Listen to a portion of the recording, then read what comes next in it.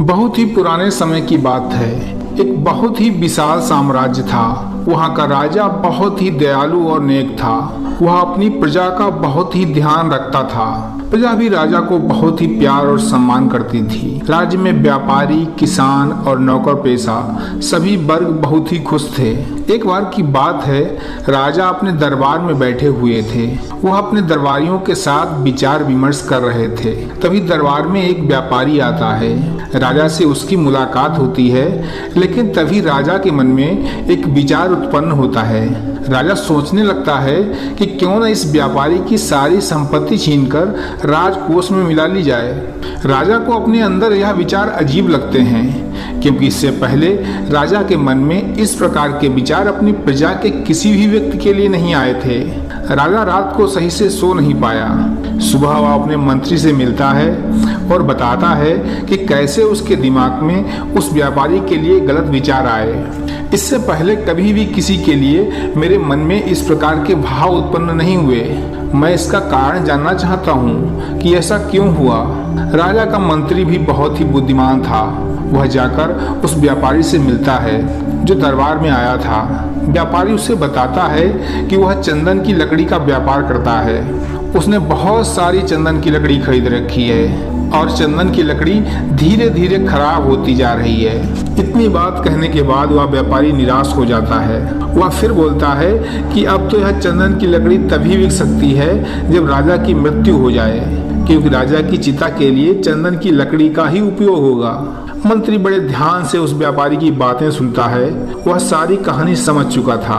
मंत्री कुछ समय विचार करने के बाद व्यापारी से बोलता है कि एक काम करो, कल से रोज 50 किलो चंदन की लकड़ी महाराज की रसोई में भेज दिया करो भोजन बनाने के लिए। लकड़ी के पैसे तुम्हें तुरंत वहीं मिल जाया करेंगे।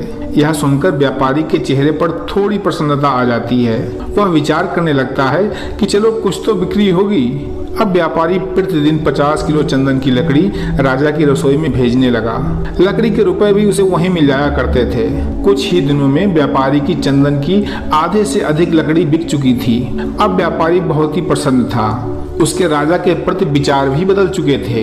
अब वह राजा के दीर्घायु और स्वस्थ होने की कामना करने लगा था। अब उसके मन में राजा की मृत्यु का विचार खत्म हो चुका था।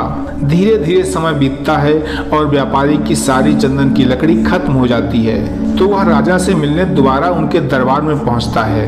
राजा से उसकी मुलाकात होती है, लेकिन आश्चर्य की बात यह थी कि इस बार राजा के मन में व्यापारी के लिए अच्छे विचार आते हैं। राजा मन ही मन सोचता है कि उसका व्यापारी और अधिक उन्नति करे। राजा खुद आश्चर्यचकित था कि उसका भाव कैसे बदल गया। पिछली बार जब वह इसी व्यापारी से मिला था, तब मेरे मन में इस व्यापारी की सारी संपत्ति जब्त करने का विचार आया था, और इस बार व्यापारी की उन्नति के विचार आ रहे हैं। व्यापारी के चले जाने के बाद वह अपने मंत्री से इस बारे में दोबारा मंत्रणा करता है कि यह कैसे संभव हुआ। मंत्री थोड़ा मुस्कुराकर बोलता है कि महाराज, यह सारा खेल विचारों का है। जब पहले यह व्यापारी आपके पास आया था, तब इसके मन में आपके प्रति आपकी मृत्यु की कामना थी। इसीलिए आपके मन में भी व्यापारी की सारी संपत्ति राजकोष में मिलाने का विचार आया था। लेकिन इस बार जब वह व्यापारी आपसे मिला, तब उसके मन में आपके स्वस्थ और दीर्घायु होने की कामना थी। इसलिए आपकी सोच भी इस व्यापारी के लिए बदल गई। अब राजा भी सारी बात समझ चुका था। तो दोस्तों, हमारे विचार बहुत ही बलवान होते हैं। हम अपने मन में जो भी विचार लेकर किसी के सामने जाते हैं, हमारे विचारों की ऊर्जा सामने वाले व्यक्ति को सीधे प्रभावित करती है। हमारे विचारों का प्रभाव बहुत ही सूक्ष्म लेकिन गहरा होता है। अगर हम किसी के बारे में अच्छे विचार रखते हैं, तो यकीन मानिए उसके विचार भी हमारे लिए स्वतः ही अच्छे हो जाएंगे। आपको विश्वास नहीं होगा, लेकिन यह तरीका बहुत ही प्रभावशाली है। तो अगली बार जब भी आप किसी से मिलें, तो अपने विचारों को सामने वाले के प्रति अच्छा रखें। तो दोस्तों, आपको हमारी कहानी कैसी लगी, हमें कमेंट करके जरूर बताइए। कल मिलते हैं एक नई कहानी के साथ। तब तक के लिए नमस्कार।